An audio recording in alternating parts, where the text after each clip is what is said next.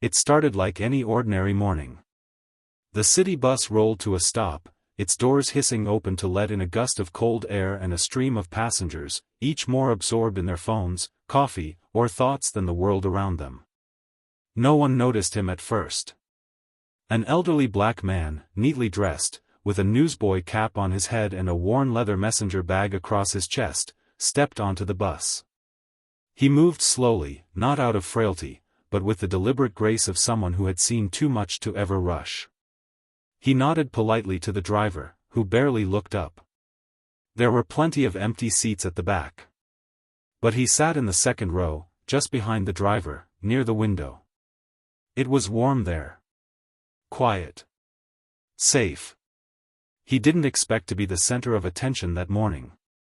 But then again, no one expects a stranger to scream at them on a bus full of people. It happened 2 stops later. The bus jolted to a halt, and a young man in his 20s stormed on, hood up, earbuds dangling, jaw clenched like he was already angry at the world. He scanned the bus, spotted the seat the old man was in, and locked eyes. "This seat's mine," he barked, yanking out an earbud.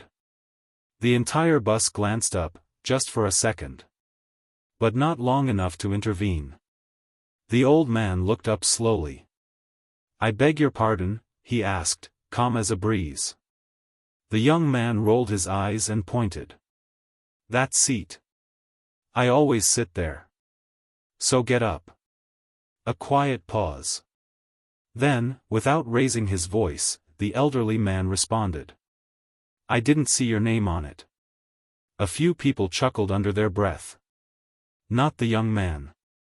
His face turned red. "You think you're funny? That seat's mine, old man." The bus went quieter. Passengers were now watching more intently, some peering over their phones, others pretending not to listen but clearly locked in. The man still didn't move. He just looked out the window, then back at the young man and said, "Son, I'm not here to fight over a piece of vinyl and steel." But the young man wasn't backing down. "You don't get to disrespect me. I paid to ride this bus, same as you. Now get up before I make you." Gasps. Even the driver looked back briefly. That's when a woman in the back muttered, just loud enough, "Why doesn't he just sit somewhere else?" But the young man ignored it. All eyes were now on them. The man, still seated, still calm, said nothing more. And that's when the young man did something no one expected. He reached forward and grabbed the strap of the old man's bag. "You're not hearing me, are you?" That's when something shifted. The old man didn't flinch. Didn't shout. Didn't even blink. He simply turned, and locked eyes with the young man in a way that made the entire bus feel it. Because sometimes, power doesn't come from noise. It comes from presence. From silence. From having lived long enough to know that not every challenge deserves a reaction. And this man? He didn't just carry years. He carried something else. Something the young man had no idea he was about to provoke. But before I show you what happened next, when the energy on that bus flipped completely and the truth came out, let me ask you something. Have you ever been underestimated? Dismissed? Spoken to like your time, your space, your presence, didn't matter? Then you already know how this feels. But here's the truth. Your worth was never up for negotiation. And the moment you step into your identity, calm, grounded, clear, people feel it. That's why I want to share something that's helped thousands reclaim that power quietly and permanently.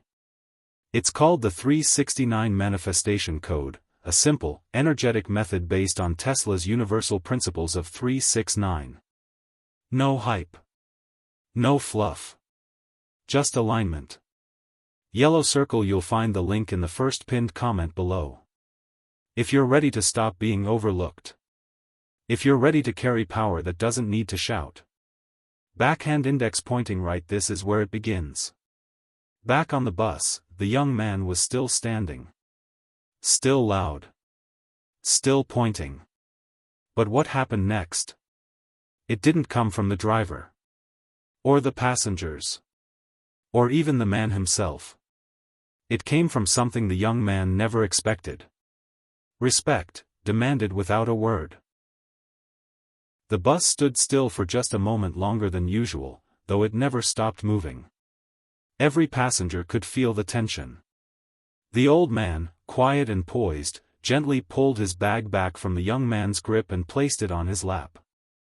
Then he looked up, locking eyes with the driver through the mirror. No words. Just a look. And the driver nodded. The young man scoffed. "Oh, what, now you're gonna play the victim?" He looked around, waiting for someone to back him up. But no one did. That's when a woman sitting nearby spoke softly. He didn't say a word. "You're the one yelling." The young man turned to her, annoyed, but was quickly met with even more stares, this time colder. Another man closer to the back shook his head and muttered. "Leave him alone, dude. It's a bus. Sit down." But the young man wouldn't. He couldn't. Because now, it wasn't just about a seat. It was about pride. "I'm not gonna be disrespected," he said louder. "I bet this guy doesn't even belong on this route." That's when the old man finally spoke again. Not loud. Not angry. Just calm. "Do you know who you're talking to?" The young man blinked. "I'm a retired transit systems director. I helped design this very bus model 15 years ago. I've trained drivers on this route. And I've been riding this line longer than you've been alive." Gasps. Silence. The driver slowly looked back again. Passengers leaned in closer. "You really think yelling earns you anything?" the man continued. "You think raising your voice makes your words more true?" He placed both hands on his cane, which until now had been resting beside him unnoticed. "I've been called worse than loud. I've been shoved off seats, ignored, laughed at. But I'm still here. And you're just late to the lesson." The young man froze. You could see it in his face, somewhere between shame and realization. He looked around, but this time, no one met his eyes. The people on the bus weren't looking at the old man anymore. They were looking at him. And not with fear. With disappointment. He said nothing. Just turned around and shuffled to an empty seat in the back. No one cheered. No one clapped. But the atmosphere shifted. It was over. And the old man? He didn't smirk. He didn't say, "I told you so." He just looked out the window, as if none of it had happened at all. But it had. Because what the passengers witnessed that morning wasn't just a man defending himself. It was a reminder that real power doesn't yell. It doesn't threaten. It just stands firm in who it is, and lets the world adjust. Have you ever had to sit in silence while someone tried to make you small? Have you ever been the one judged for staying calm while the other person made all the noise? Then you know the strength it takes to do what that man did. And maybe it's your turn now. Maybe it's time to stop shrinking. To stop proving. To start radiating the kind of presence that speaks louder than any voice ever could. That's where the 369 manifestation code comes in. It's not a gimmick or a feel-good trend. It's a frequency-based technique designed to shift the energy you carry, so that you no longer have to chase validation, because you become the kind of person who naturally attracts it. Inspired by Nikola Tesla's 369 frequency model, it's helping people across the world manifest. White heavy checkmark confidence. White heavy checkmark respect. White heavy checkmark and yes, even wealth, through pure alignment.